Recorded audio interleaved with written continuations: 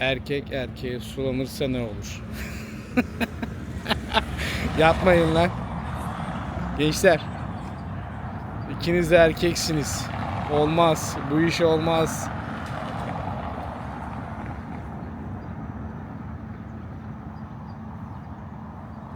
Tamam ha. Tamam vazgeçti. Helal. Oğlum şimdi ona mı?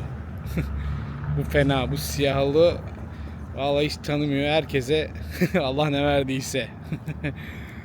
Hadi gençler kendinize iyi bakın.